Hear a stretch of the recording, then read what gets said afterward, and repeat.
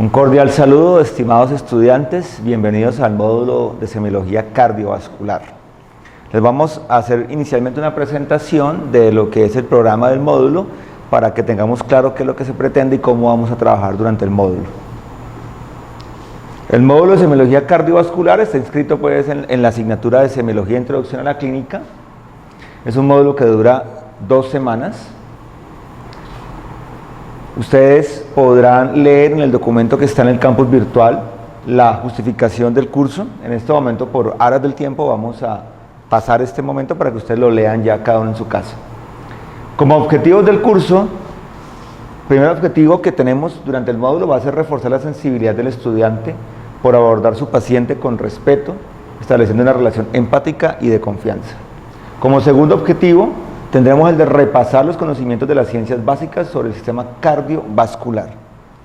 Tercer objetivo, realizar una entrevista médica sobre los problemas cardiovasculares en forma completa, coherente y pertinente, estableciendo las características sociodemográficas, la enfermedad actual y los antecedentes personales y familiares del paciente.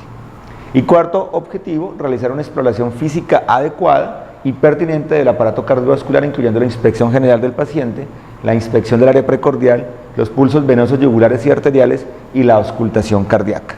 Entonces, al final del módulo pretendemos que se cumplan esos objetivos.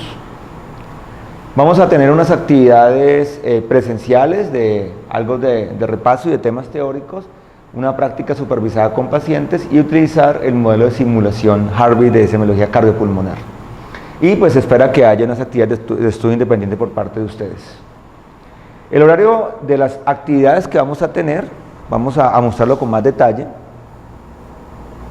En la primera semana hay una inducción al módulo que es esta que ustedes están viendo. Esta inducción debe ser vista en el campus virtual por parte de los estudiantes antes de ingresar a la rotación. Dentro de esta inducción vamos a continuación a hablar de los síntomas más relevantes del sistema cardiovascular. El martes iniciamos la actividad a las 7:30 de la mañana. Nos vamos a encontrar en el laboratorio de simulación en el edificio Alex Cobo, en el 3er piso. Ahí vamos a hacer una presentación del modelo Harvey. Vamos a repasar los pasos más importantes del examen físico cardiovascular, que ahorita los veremos de todas maneras, y veremos los temas de inspección y palpación del área precordial, pulso venoso yugular, focos de auscultación, dentro de los cuales hablaremos del primer ruido y el segundo ruido cardíaco, sus características normales, y haremos algún repaso del tema ya visto durante la inducción de pulso arterial y de tensión arterial. Esto quiere decir que esperamos que ustedes, para esta primera clase del martes, hayan leído estos temas de la bibliografía que está propuesta para el módulo. El miércoles desde las 8 de la mañana se encuentran con el doctor Mauricio Ocampo en las salas del Hospital Universitario del Valle.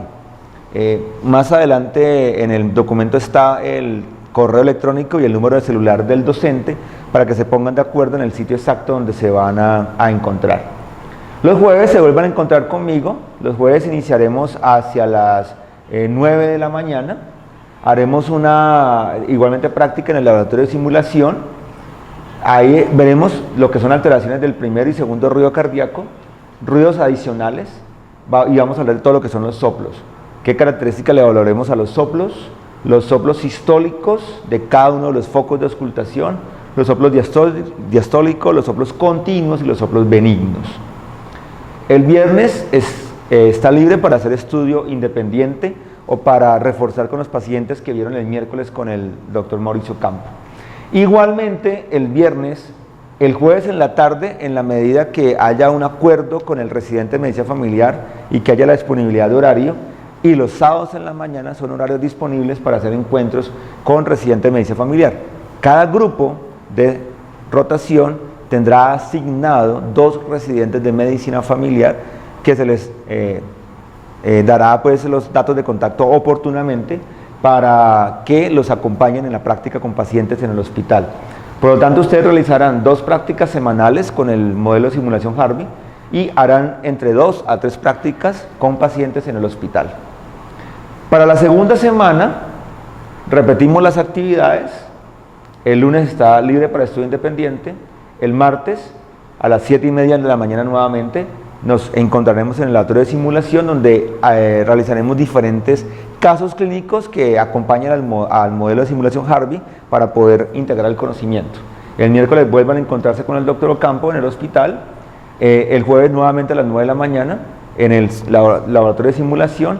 Ese día se hará la evaluación práctica con el Harvey, con diferentes escenarios clínicos. Y quedan nuevamente los espacios de práctica con los residentes de medicina familiar. Aquí está el sitio de encuentro. En el HV pues deben encontrar el sitio de encuentro con el docente e igualmente con los residentes que se les asignarán a cada uno de los grupos. Unos elementos importantes para recordar: cuando iniciemos la rotación, el estudiante, esperamos que cada uno de ustedes ya tenga una competencia y haya habido un repaso de lo que son las ciencias básicas aplicadas al sistema cardiovascular. Es decir, que ustedes deben tener un repaso de los conceptos fundamentales de la anatomía micro y macroscópica, la fisiología cardiovascular, la patología cardiovascular, la farmacología cardíaca y vascular y los componentes de la historia clínica. Recuerden que hay una presentación que está en el campus virtual en el módulo de cardiovascular de las ciencias básicas. Igualmente pueden entrar en contacto conmigo, mi número está en el documento, para hacer la entrega de 3 CDs de ruidos cardíacos para que ustedes puedan seguir entrenando y desarrollando las habilidades. Igualmente en el campus virtual están unos links donde también van a encontrar diferentes ruidos cardíacos. Los contenidos pues que vamos a desarrollar ya los hemos mencionado durante el cronograma de la temática, ¿sí? Al hospital ustedes van a estar asistiendo con el docente y con los residentes a diferentes salas para evaluar los pacientes. Para la práctica con el modelo de simulación Harvey les debo recordar que ustedes deben portar el uniforme oficial de la Escuela de Medicina, al igual que en la práctica del hospital. Deben, sobre todo en el hospital, deben siempre andar bien identificados con su carnet. Deben llevar guantes de látex, porque para poder tocar al modelo de simulación debe ser con guantes. Y cuando estemos hacia el modelo no deben acercarse con lapiceros ni con marcadores. La bibliografía es la misma bibliografía que ya hemos establecido para la asignatura general. Y en cuanto a la evaluación, ustedes la tendrán en el documento para que la analicen detenidamente, cómo se va a ponderar las diferentes evaluaciones, asistencia, puntualidad, sus aptitudes, sus diversas aptitudes, sus actitudes y valores y los conocimientos. En cuanto al conocimiento, pues esto se va a evaluar principalmente en el examen que se realizará al final del módulo. Aquí están mis datos de contacto, está mi correo, está mi número de celular para que cualquier duda que haya ustedes pues me puedan contactar. Ahora veremos la guía de práctica con el modelo de simulación cardiopulmonar Harvey. Con él trataremos de cumplir los objetivos que hemos planteado para el módulo, que ya realizamos. Aquí explicamos detenidamente la metodología sesión a sesión. En la primera sesión, que realizaremos el primer martes de la rotación, lo que ya les había dicho, los estudiantes deben haber leído la bibliografía propuesta, inspección general del paciente, cardiovascular, inspección y palpación del área precordial, pulso venoso yugular, auscultación de primer y segundo ruido cardíaco, ruidos anormales y soplos. La actividad será eminentemente práctica y mostraremos los diferentes pasos del examen físico cardiovascular. Y seguidamente estaremos con el modelo de simulación, donde estaremos viendo hallazgos normales y hallazgos anormales, sobre todo inicialmente en la parte del pulso arterial y venoso, en la parte de la inspección y palpación del área precordial, e igualmente en lo que serían los ruidos cardíacos normales. Para que esta jornada sea exitosa para ustedes, debo recordarles nuevamente la importancia de que hayan leído la temática propuesta en la bibliografía. Igualmente, ustedes encuentran en el campus virtual una presentación que yo les he subido sobre la semiología cardiovascular, que también les sirve como material de apoyo. La segunda sesión del jueves estaremos simulando diversas patologías cardíacas, sobre todo para mirar ya alteraciones del primer y segundo ruido cardíaco, ruidos adicionales y los diversos soplos en cada uno de los focos de auscultación. En la segunda parte de esta segunda sesión realizaremos algunos casos clínicos con toda la información clínica y paraclínica para hacer una evaluación ya integral y poder coordinar toda la información. En la tercera sesión vamos a realizar diversos escenarios clínicos que acompañan a Harvey para hacer todo el abordaje. Y en la cuarta sesión va a ser la sesión evaluativa. Aquí está con detalle las diferentes ponderaciones nuevamente que realizaremos en el módulo para que ustedes tengan en cuenta cómo se les va a evaluar. Ok, ahora pasaremos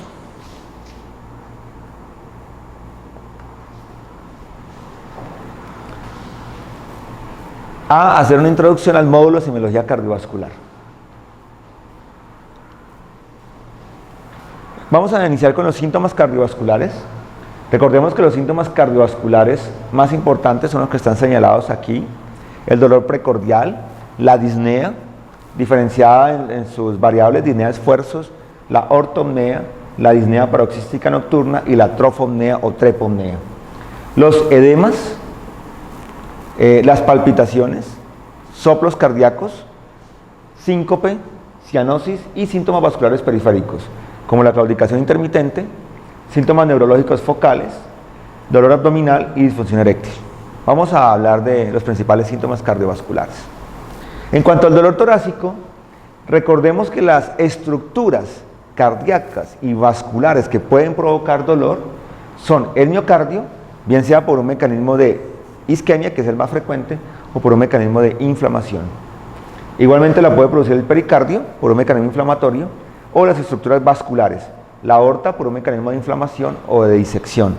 También pues debemos mencionar que aquí también podemos incluir las estructuras vasculares pulmonares.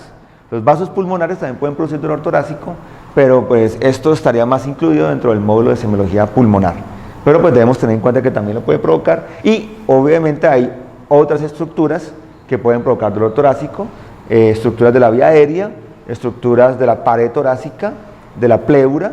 A nivel de la pared torácica tendríamos la parte ósea, articular, muscular, la parte de pleura que ya dijimos, también músculos diafragmáticos. Todo esto puede provocar dolor torácico, pero aquí nos vamos a enfocar en las estructuras cardiovasculares. Vamos a hacer una diferencia semiológica entre las principales causas de dolor torácico de origen cardiovascular. La isquemia coronaria, vamos a diferenciar la que se debe a infarto de miocardio y la que se debe a angina de pecho. El infarto de miocardio, en cuanto a su cronología, es hiperagudo, o sea, inicia en forma muy rápida, intensamente, y generalmente dura más de 1 hora. Su localización es subesternal y es difusa. Generalmente el paciente se señala con su mano de esta manera el área del dolor. Su referencia se da hacia el cuello, hacia la mandíbula izquierda y hacia el miembro superior izquierdo. El carácter del dolor es opresivo, tipo presión, como si se le sentara alguien encima.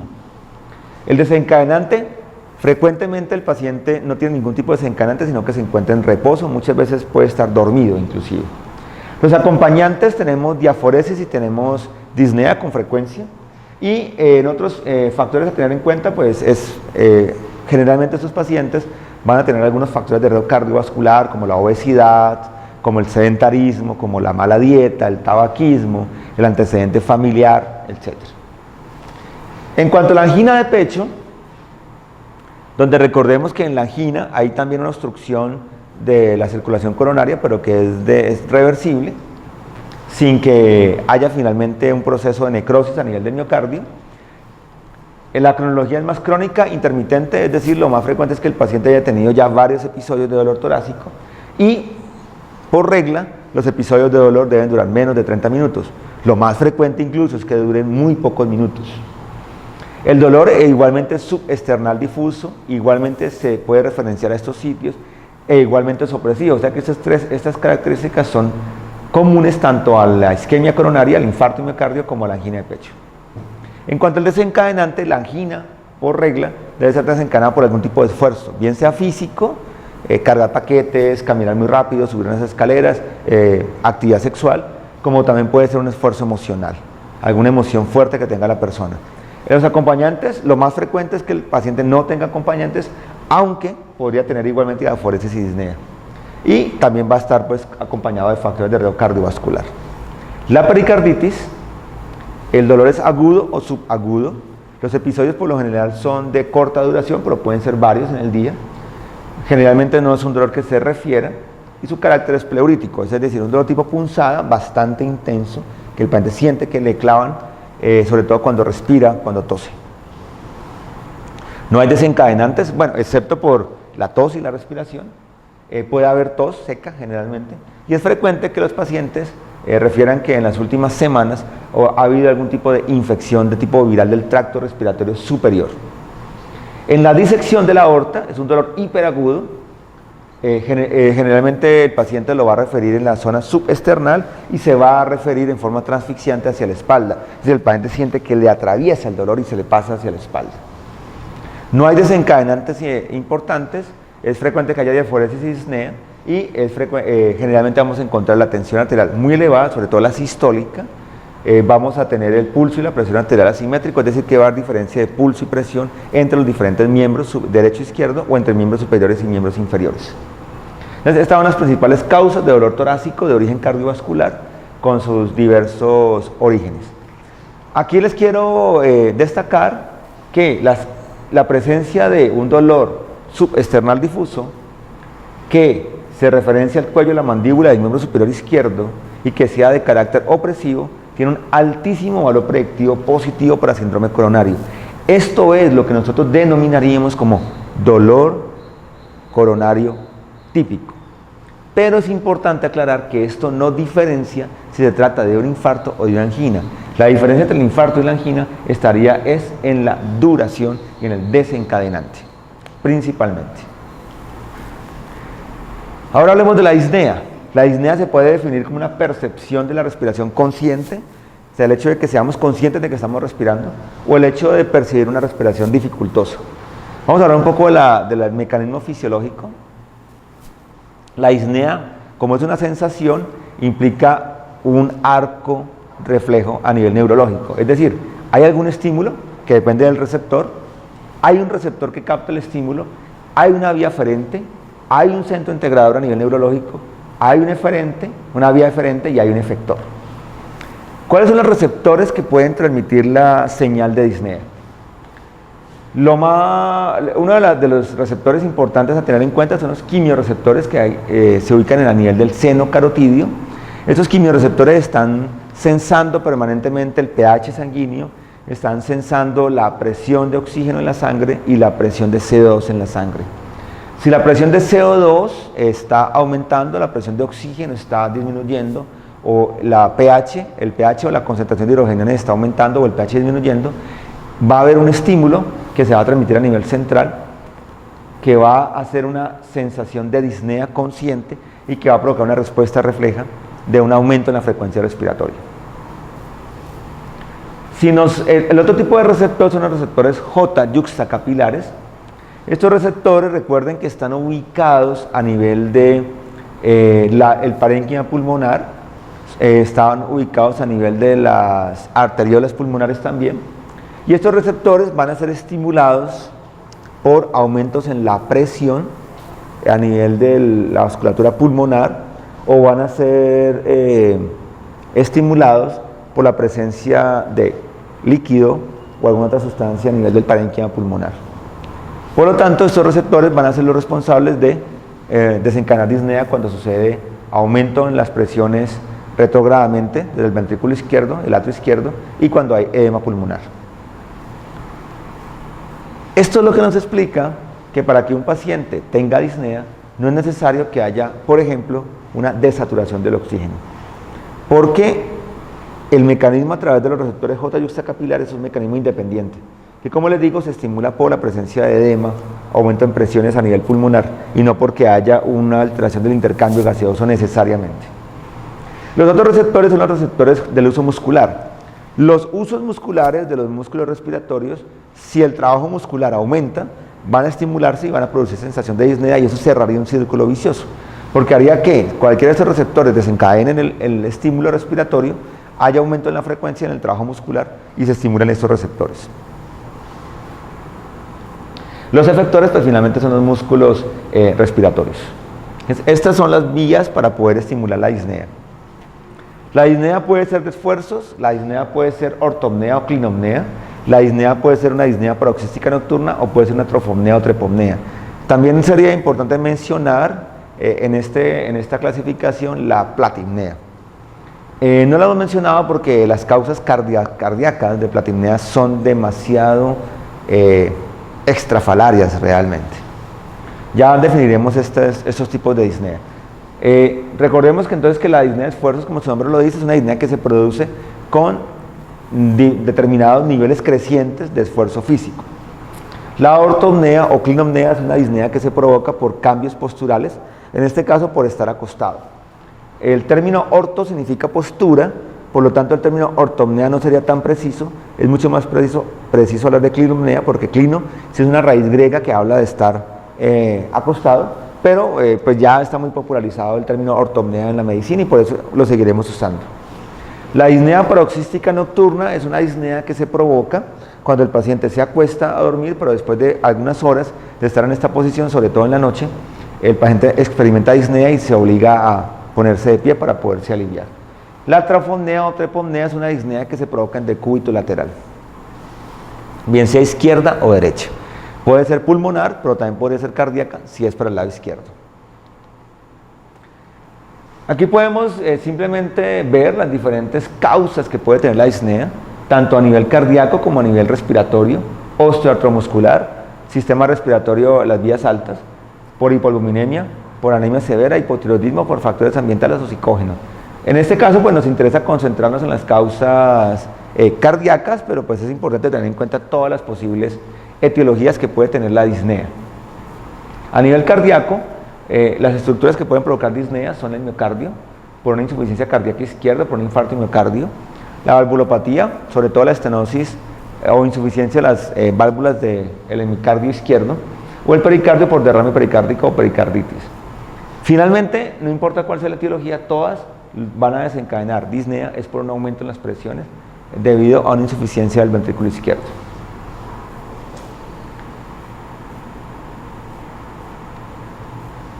En cuanto a los aspectos semiológicos, tendremos en cuenta que la disnea puede ser de un inicio súbito, de inicio agudo o de inicio crónico. Cuando la disnea es de inicio súbito, es decir, que empieza inmediatamente, en forma muy intensa, nos lleva a pensar, hablando de etiologías cardiovasculares, en un tromboembolismo pulmonar o en una insuficiencia cardíaca súbita, que se puede dar por un infarto de miocardio, se puede dar por una ruptura de cuerdas tendinosas a nivel valvular. Si la disnea es aguda, esta disnea se va a poder deber a un infarto agudo de miocardio, a una disección de la aorta, a una miocarditis o a un taponamiento cardíaco. Si es más crónica, se va a deber principalmente a insuficiencia cardíaca congestiva, bien sea por una miocardiopatía de cualquier origen, por una valvulopatía o por una coartación de la aorta. Entonces, la forma de inicio del síntoma de disnea va a ser muy importante en encontrar el diagnóstico diferencial. Ahora hablemos de la intensidad de la disnea. Hay varias formas de clasificar la intensidad de la disnea. Tenemos la escala de Borg, que es una escala subjetiva, en el cual de 0 a 10 se clasifica, donde 0 es sin disnea y 10 es la máxima disnea que puede experimentar un paciente, muy severa, pero realmente pues el paciente es el que ubica en dónde está su disnea, si considera que es un grado 2 o grado 5 o grado 8. Tenemos la clasificación de NIJA, que es una de las más usadas en semiología, pero hay que tener en cuenta que la clasificación de NIJA se validó para pacientes con insuficiencia cardíaca solamente, aunque es muy frecuente usarla en cualquier tipo de disnea. Tenemos una disnea NIJA clase 1, que es cuando el paciente experimenta una disnea muy mínima o con actividades de mucha intensidad. La clase 2 es cuando el paciente experimenta disnea con actividades que pueden ser un poco más cotidianas, pero que igual implican cierto nivel de esfuerzo. La clase 3 es una marcada limitación donde el paciente experimenta disnea con actividades de la vida diaria como vestirse, bañarse, caminar unos pocos pasos dentro de la casa. Y la clase 4 es una disnea que se presenta cuando el paciente está en reposo. Y tenemos esta otra escala, que es la escala de British Medical Research Council, que es la escala que yo más recomendaría para usar en semiología. Nos dice, hay una de 0 a 4 y hay una escala modificada, que pues es muy similar de todas maneras. La grado 0 es cuando prácticamente no hay disnea o el paciente solo experimenta disnea con ejercicios extenuantes. O sea que podría ser algo totalmente normal o fisiológico. Una grado 1 es una disnea que aparece cuando el paciente camina muy deprisa o cuando camina en una pendiente, algo que esté inclinado. La grado 2 es una incapacidad para poder caminar al ritmo de las otras personas, caminando en un terreno que esté plano. O también la disnea que se experimenta cuando se sube un solo piso. La grado 3 es una disnea que se experimenta en un terreno plano, en una distancia de 100 metros, y que ya obliga a parar y caminando a un ritmo normal, no rápido, sino normal. La grado 4 es una disnea intensa que se presenta en actividades de la vida diaria. Vestirse, desvestirse, no poder salir de casa o disnea en reposo. Pero hay una modificación donde ya aquí tenemos la grado 1 muy similar, pero en la grado 5 es la disnea ya de reposo. O sea que dependiendo si usted clasifica de 0 a 4 o de 1 a 5, usted lo va a hacer. Lo importante es que usted diferencie si está haciendo una clasificación sobre 4 o sobre 5, pero pues los parámetros son los mismos. Hay que tener en cuenta, es muy importante poder estimar cuál es el desencadenante de la disnea. Aquí podremos tener una disnea desencadenada por esfuerzos, una disnea desencadenada por la postura, donde tendríamos la ortopnea y la platimnea, una disnea desencadenada por la ingesta.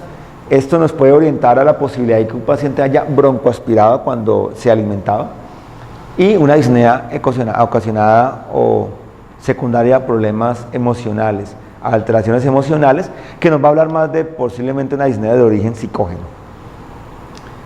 En cuanto a la disnea ocasionada por la postura, a nivel cardiovascular, es importante mencionar que la ortopnea y la disnea paroxística nocturna son dos síntomas muy sugestivos de un problema cardiovascular, de una insuficiencia cardíaca izquierda. El valor predictivo que tienen es bastante alto, aunque son signos más específicos que sensibles, es decir, quiere decir que el paciente puede tener una insuficiencia cardíaca y no tener los síntomas, pero si tiene los síntomas es muy probable que sea una insuficiencia cardíaca. Recordemos que dentro de la fisiopatología, la ortopnea se desencadena porque al ponerse en posición horizontal, se elimina el factor gravedad y va a haber un aumento súbito del retorno venoso que no puede ser manejado por un ventrículo que esté insuficiente. Sería una falla del mecanismo de Frank Starling, donde recuerden que en el mecanismo de Frank Starling, entre más dilatada esté la fibra muscular antes de contraerse, va a haber una mayor fuerza de contracción. En este caso se pierde capacidad contráctil, por ende, a pesar de que llega una mayor cantidad de volumen que extiende el corazón, no es capaz de contraerse con mayor fuerza. Y eso sucede en forma inmediata, es decir, el paciente empieza a experimentar disnea inmediatamente, se acuesta o dentro de unos pocos minutos, y eso lo obliga a tener que sentarse, y la respuesta que tiene el paciente a eso es acostarse con almohadas altas en la parte de la cabeza para poder estar semisentado, o poner unos ladrillos en la cabecera de la cama, en las patas, para poder elevar la cama. Usted puede comprobar si hay ortopnea acostando al paciente en la camilla y viendo si experimenta disnea. La disnea paroxística nocturna es una disnea que se presenta cuando uno ya está acostado en la madrugada, se levanta súbitamente ahogado, se debe levantar para poder sentirse mejor y se va sintiendo mejor. Y eso se explica por un aumento progresivo en el volumen sanguíneo debido a una reabsorción de edemas periféricos muy frecuentes en los problemas cardiovasculares, que va haciendo que progresivamente el ventrículo izquierdo se vuelva insuficiente para manejar ese volumen, ese exceso de volumen. Es muy típico también de los problemas cardiovasculares, pero hay que diferenciarlo de que un paciente se despierta en la madrugada ahogado, pero básicamente con mucha tos y mucha expectoración, y el paciente se mejore no porque se para, sino porque expectora. Eso sería más típico de problemas broncoobstructivos. Entonces hay que hacer esa diferenciación. Bueno, el otro problema importante para hablar en los síntomas cardiovasculares es el edema. El edema se va a dar por un aumento del contenido de líquido en espacio intersticial, en cualquier espacio intersticial. Recordemos la ley de Starling de intercambio capilar. Si esto es un capilar, el flujo sanguíneo va de acá para acá, es decir, este es el extremo arterial, el extremo venoso. Tenemos el tejido y este es el intersticio. Tenemos la linfa, los vasos linfáticos que drenan el exceso de líquido. Tenemos una presión hidrostática capilar, que es la fuerza con que viene la sangre, que va a hacer que la sangre salga, y tenemos una presión coloidosmótica plasmática que depende de las proteínas que mantiene el líquido dentro de los vasos sanguíneos. Igualmente hay una presión coloidosmótica intersticial, hay una presión hidrostática intersticial, pero la verdad es que estas fuerzas son casi despreciables. Estas dos fuerzas van a llevar a que el líquido salga del espacio vascular al intersticio, y esas dos fuerzas van a hacer que el líquido entre al espacio vascular. Normalmente debe haber un equilibrio entre ellas, pero es frecuente que haya un poco más de balance hacia la salida del líquido, lo cual ocasionaría acumulación de líquido en el intersticio, el cual debe ser drenado por el sistema linfático. La otra fuerza importante a nivel del intercambio capilar es la permeabilidad, es decir, el grado de conductancia que tienen los vasos sanguíneos. Entonces, usted puede tener edema por aumento en presión hidrostática capilar, por disminución de la presión coloidosmótica del plasma, por obstrucción de los linfáticos o por aumento en la permeabilidad capilar. Aquí está la fórmula pues, de la permeabilidad capilar. Son las 4 fuerzas que pueden ocasionar que haya un edema. Entonces ahora vamos a mirar cuáles son las diferencias que podría haber. En cuanto a la presión coloidosmótica, no es un problema cardiovascular, pero para que lo mencionemos se debe a hipoalbuminemia. Esta hipoalbuminemia puede ser nutricional, puede ser gastrointestinal por pérdidas, puede ser hepática por no producción de albúmina, o puede ser renal por pérdidas a nivel de orina. Las diferencias semiológicas que podemos encontrar entre un edema de origen cardíaco, un edema por hipertensión portal, un edema venoso, y ya miramos otros tipos de edema. El edema cardíaco típicamente es un edema que se presenta en sitios declives. Cuando uno está de pie, el edema se va a manifestar en los miembros inferiores. Si uno está acostado boca arriba, por ejemplo en un paciente postrado, se va a manifestar a nivel de la región sacra. Se caracteriza porque es simétrico y porque es bilateral. ¿Cómo evoluciona el edema durante el día? Va aumentando y va ascendiendo, es decir, el edema comienza en los tobillos y se va hinchando hacia arriba, hacia arriba, hacia arriba. Se puede asociar, o sea, es frecuente, y vamos a esperar que se asocie a disnea, a tos probablemente. Es frecuente que haya antecedentes de hipertensión, angina, infarto o factores de riesgo cardiovascular, y se va a encontrar que este edema tiene fobia. Y signos de crecimiento del ventrículo derecho también es frecuente que haya. Si el edema es por el hígado, por hipertensión portal, el edema va a iniciar con ascitis, primero el paciente se hincha la barriga y después de varios días o semanas se va a hinchar el resto del cuerpo. Es frecuente que haya molestias abdominales, es frecuente que haya antecedentes de problemas hepáticos y vamos a encontrar estigmas de cirrosis y ascitis. A nivel del edema venoso, el edema venoso se da por insuficiencia o obstrucción de una vena, a nivel sobre todo de las piernas. Por lo tanto va a ser unilateral, es muy raro que sea bilateral, gente es una sola pierna, eso lo diferencia del cardíaco. Es más vespertino, es más a lo largo del día, se da más con sensación de pesadez o dolor. El otro edema no duele casi, este es un edema que tiene pesadez y es frecuente que uno vea varices en las piernas. Se da más en mujeres cuando hay obesidad o cuando hay antecedente de uso de anticonceptivos orales o terapia de reemplazo hormonal. Como les digo, es más frecuente que sea unilateral, más hacia los maléolos, y si hay trombosis venosa profunda va a haber signos inflamatorios, un gran edema con calor o rubor. También puedo tener edema por hipoalbuminemia o por linfedema, las características van a depender mucho del origen. La hipoalbuminemia tiende a iniciar en la cara, en los párpados sobre todo, eso es una diferencia semiológica muy importante y frecuentemente va a llevar a una sarca al paciente. Es más constante, aunque puede ser un poco más fuerte en las mañanas, y pues va a tener otros hallazgos de acuerdo si el origen es renal, si el origen es hepático, si el origen es intestinal o si el origen es nutricional. El linfedema, o sea, ocasionado por obstrucción linfática, es un edema que generalmente es unilateral, es constante, es frecuente que haya antecedente de una cirugía de vaciamiento ganglionar o radioterapia, y es un edema que es más duro, o sea, casi no deja fobia, es unilateral. Es mucho más crónico y tiende a producir muchas alteraciones en la piel que producen unas características muy similares a la elefantiasis. Bueno, esos son los síntomas más importantes. Vamos a mencionar algo breve sobre los otros síntomas. Tenemos las palpitaciones. Las palpitaciones es la percepción consciente del latido cardíaco, o la gente puede mencionarlo como taquicardia o pálpito. El paciente percibe el latido cardíaco. Siempre las palpitaciones nos están indicando que hay una arritmia cardíaca. Lo que pasa es que en la mayoría de los casos son arritmias normales, fisiológicas, principalmente la taquicardia sinusal. Si una persona tiene alguna emoción fuerte, está preocupada, está asustada, si una persona ha hecho ejercicio recientemente, si una persona tiene mucha labilidad autonómica, es frecuente que tenga taquicardias sinusales que pueden percibirse como palpitaciones. Es decir, que la palpitación, aunque siempre es una arritmia, la mayoría de las veces no indica una enfermedad, pero podría indicar una arritmia patológica, ¿sí? Podría ser extrasístoles, podría ser un paciente con una fibrilación atrial, pero más frecuentemente se da en los casos de taquicardias supraventriculares. En las bradicardias no es tan frecuente, pero cuando hay ritmos de escape se puede llegar a presentar. Entonces, las palpitaciones podrían indicar algún trastorno del ritmo cardíaco. El síncope es la pérdida del estado de conciencia transitoria que dura pocos minutos con recuperación total. Es decir, el paciente está bien, súbitamente se desmaya, pierde el conocimiento por 1, 2, 3, 5 minutos, pocos minutos, se despierta bien, puede estar un poco confuso inicialmente, pero en pocos minutos se recupera y no queda ningún tipo de secuela, neurológica principalmente. Así se define el síncope.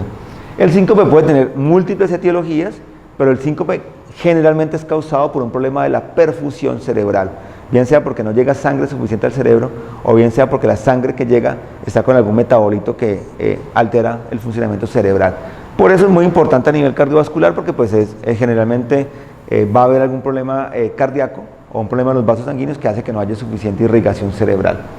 Entonces, cuando un paciente tiene síncope, siempre será importante hacer una muy detallada anamnesis cardíaca, cardiovascular, mirar si hay otros síntomas como palpitaciones, como dolor torácico, como disnea, y hacer un muy detallado examen físico cardiovascular para estar seguro que no hay alguna anomalía a nivel cardíaco. También en el síncope podemos evaluar la parte vascular y aquí es muy importante evaluar lo que hemos visto en la clase de tensión arterial, que es la hipotensión ortostática. La cianosis, que es la coloración azulosa de la piel, ustedes ya tuvieron que haber hablado de ella o van a hablar de ella en el módulo pulmonar. Simplemente podemos mencionar que la cianosis, esta coloración azulada, se va a dividir semiológicamente en la cianosis de tipo central, en la cianosis de tipo periférica y en la cianosis mixta.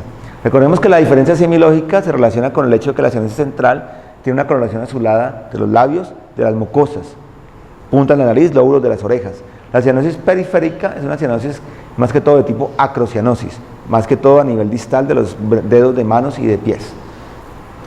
Las patologías cardíacas pueden provocar los dos tipos de cianosis, porque la cianosis central, recuerden que siempre fisiopatológicamente se va a deber a un problema en el intercambio gaseoso y al hecho de que la hemoglobina no esté suficientemente saturada o que haya una presencia de hemoglobina desaturada en la sangre arterial. Y la cianosis periférica se va a deber a un problema en el cual hay una muy baja velocidad de circulación sanguínea, hace que el aporte de oxígeno en los tejidos sea muy bajo y los tejidos lo que van a hacer es tratar de extractar todo lo que puedan de la hemoglobina, todo el oxígeno de la hemoglobina, de manera tal que la sangre sale muy desoxigenada y por eso se da la coloración a nivel periférico. O sea que son dos mecanismos bien diferentes. A nivel cardíaco usted puede tener un shunt arteriovenoso donde hay paso de sangre del lado izquierdo al derecho, como pasaría en ciertas malformaciones congénitas, lo cual haría que hubiera sangre desoxigenada que vaya a pasar hacia el lado izquierdo y se vaya a llevar a los tejidos periféricos. Sobre todo se ven en ciertas malformaciones complejas como la tetralogía de Fallot, o sea, hay una inversión de grandes vasos. La cianosis periférica se podría deber a problemas en los cuales la velocidad del bombeo, la capacidad de bombeo del corazón está disminuida, hace que la sangre circule más lentamente y por eso se podría presentar. A nivel ya vascular periférico se podría encontrar síntomas de claudicación intermitente, que es el hecho de que un paciente camine y experimente después de unas cuadras un dolor intenso a nivel de las pantorrillas, de los gastrosóleos, que lo obliga a parar, el dolor cede y vuelve e inicia. Es una fisiopatología igual, exactamente igual a la que tendría la angina de pecho. Hay aterosclerosis, obstrucción de las arterias de miembros inferiores, que lleva a que cuando se produce esfuerzo, se lleve al dolor. Síntomas neurológicos focales, estamos hablando de cómo los problemas vasculares de obstrucción arterial se pueden dar en la circulación cerebrovascular y eso haría que hubiera accidentes isquémicos transitorios o accidentes cerebrovasculares de tipo isquémico. Entonces aquí hay que preguntar síntomas neurológicos. Tenemos, además también hay que mencionar que puede haber émbolos que se originen en el corazón y viajen hacia la circulación cerebral. Dolor abdominal, ¿por qué lo mencionamos? Porque igualmente puede haber aterosclerosis de las arterias mesentéricas y podría haber isquemia mesentérica, tanto angina mesentérica como infarto mesentérico, con dolor súbito, intenso, punzada, generalmente transfixiante. Lo más frecuente es que sea transfixiante, que atraviese. Eso hay que sospechar y que haya pues factores de riesgo cardiovascular. También la disfunción eréctil es un síntoma que hay que preguntar, porque es frecuente que en los hombres, si hay aterosclerosis, la haya también en las arterias del pene y haya disfunción eréctil. Cuando decimos generalizada nos referimos a que es una disfunción eréctil que se presenta en cualquier situación, con cualquier tipo de pareja o inclusive con la autoestimulación erótica. Bueno, ya en cuanto a los antecedentes, debemos siempre tener presente la posibilidad de hipertensión arterial, diabetes, dislipidemias, fiebre reumática, sífilis, enfermedades reumáticas inflamatorias como la artritis, el lupus y eventos previos cardiocerebrovasculares, accidente isquémico transitorio, accidente cerebrovascular, angina de pecho, infarto agudo de miocardio. Debemos interrogar por medicamentos para hipertensión, para diabetes, dislipidemias, hormonales. Debemos interrogar por historia de soplos o de cianosis. Debemos interrogar por tóxicos, sobre todo tabaquismo, exceso de alcohol o psicoestimulantes, sedentarismo, niveles de estrés y antecedentes familiares de hipertensión, diabetes, dislipidemia y enfermedad cardio-cerebrovascular. Esos son los principales antecedentes que tenemos que preguntar en estos tipos de pacientes. A nivel ya de los síndromes cardiovasculares, nosotros a nivel del sistema cardiovascular podemos tener el síndrome coronario, el síndrome de insuficiencia cardíaca, esos son de los más frecuentes, el síndrome de arritmia, el síndrome sincopal, el síndrome donde habría soplo-valvulopatía, síndrome cerebrovascular, síndrome de tensión arterial elevada y síndrome isquémico, bien sea a nivel de los miembros inferiores, disfunción eréctil o infarto mesentérico. Bueno, ya pasando al examen físico general, que es hasta donde vamos a llegar en esta introducción, vamos a tener en cuenta ciertos elementos importantes de la inspección general del paciente. La actitud del paciente, recuerde que la actitud se refiere a la relación de sus partes corporales. Tenemos que evaluarla cuando nos acercamos a ver al paciente, la posibilidad de que haya ortopnea o clinomnea, trepomnea o que haya el signo de la plegaria mahometana. Es decir, si nosotros vemos al paciente sentado o con la camilla muy levantada, debemos preguntarle si no puede acostarse en posición horizontal. O al contrario, si vemos al paciente acostado y que no se para, debemos preguntarle si es porque se ahoga al pararse. La trepomnea de cúbito lateral, si vemos al paciente acostado preferencialmente por un lado, pero no por el otro, le tenemos que preguntar. Y la plegaria mahometana, recuerden que el paciente está en genuflexión, con el tronco inclinado hacia adelante, similar a lo que es el rezo de los musulmanes, y eso puede ser un signo de pericarditis. El signo de Levin, que es un signo donde el paciente se lleva la mano al pecho, muy indicativo de síndrome coronario. Hay varias variantes, se puede dar con el puño cerrado, se puede dar con la mano abierta, o se puede dar tomándose el brazo izquierdo. Estos tres pues son muy similares. El signo de Levin positivo, que es el A y el B, tiene una sensibilidad del 16% y una especificidad del 86%. ¿Qué quiere decir? Que en la gran mayoría de pacientes que se infartan no lo vamos a encontrar, pero cuando lo encontramos tiende a ser muy diciente de que hay un problema coronario. El signo del brazo tiene una sensibilidad y especificidad también muy similar al signo de Levin. En cambio, el signo del punto, que es cuando el paciente se señala con un solo dedo, tiene una especificidad para dolor no coronario del 98%. Quiere decir que si un paciente hace esto, es casi seguro que no hay un problema coronario. La facies del paciente, recuerde que en facies puede haber pacientes cardíacos blancos en estenosis aórtica. Cuando hay una estenosis aórtica, como hay un bajo flujo sanguíneo, la puede haber una palidez solamente en la cara. En insuficiencia aórtica, el paciente puede tener el signo de Muset, el signo de Müller y el ictus pupilar. El signo de Muset se refiere a que el paciente tiene un movimiento rítmico de la cabeza con cada latido cardíaco. El paciente hace esto, con cada latido cardíaco, ustedes lo pueden ver. Muset es en honor a un poeta que tenía una insuficiencia aórtica. El signo de Müller se va a dar en la úvula. Usted le da la úvula al paciente y ve que la úvula hace un movimiento rítmico con cada latido cardíaco. El ictus pupilar, usted ve la pupila y ve que la pupila con cada latido cardíaco hace un movimiento de este tipo. Usted puede evaluar el estado nutricional del paciente, aunque lo ideal es evaluarlo con medidas antropométricas, mirar si hay obesidad como factor de cardiovascular o como signo de una enfermedad endocrina o caquexia cardíaca. Cuando un paciente tiene insuficiencia cardíaca avanzada, la falta de perfusión adecuada a los tejidos puede llevar a que haya una caquexia. En cuanto al color, pues hay que estar atento a la cianosis, la presencia de palidez, bien sea porque es una palidez secundaria a un bajo flujo cardíaco, pues del corazón, o bien sea porque hay una anemia severa que puede afectar el corazón. Hay una coloración rojiza en el EPOC, o una coloración ictérica que se puede relacionar con el corazón por el hecho de que hay una congestión hepática secundaria a una insuficiencia derecha. En la piel vamos a evaluar diferentes signos que se pueden encontrar en la fiebre reumática y en la endocarditis bacteriana. Los nódulos subcutáneos de Osler, la eritema anular, las hemorragias en astillas en las uñas, las manchas de Hanaway y petequias y equimosis de endocarditis. Aquí hay algunos ejemplos. Nódulos de Osler, pueden verlos por aquí, sobre todo en las extremidades. Son nódulos subcutáneos, un poco eritematosos, violáceos. Manchas de Roth en el fondo de ojo, son manchas oscuras hiperpigmentadas. Tenemos las hemorragias en astilla en las uñas y tenemos las manchas de Hanaway, que son maculares, ustedes ven aquí, sobre todo en las palmas de las manos. Todas estas lesiones son muy indicativas de problemas de valvulopatía reumática, de fiebre reumática o endocarditis.